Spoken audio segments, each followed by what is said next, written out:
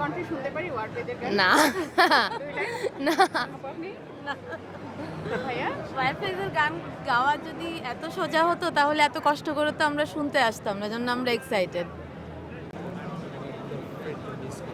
ওয়ারফেজের গান শোনার জন্য কোথা থেকে এসেছেন?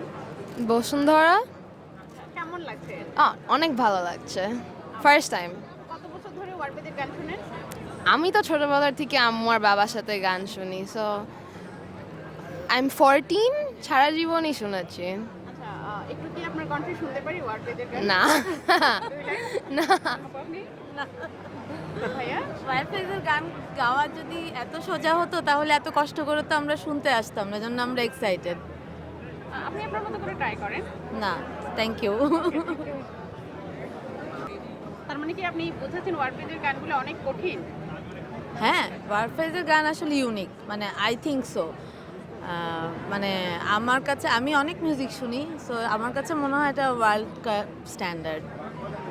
ওয়ারফেজ সম্পর্কে আরেকটু বলেন।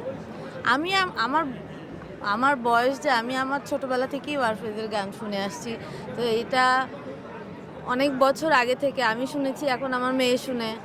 কিন্তু মানে এই যে ক্লাসিফিকেশন, মানে আমার কাছে যেরকম ভালো লাগতো ওর কাছেও সেরকমই ভালো লাগে, কিন্তু এখন তো মডার্ন মিউজিকে আরও অনেক কিছু অ্যাড হয়েছে, কিন্তু তারপরে ওদের যে ডিমান্ড বা ইউটিলিটি এটা এখনও আছে, এটা অনেক বড় ব্যাপার।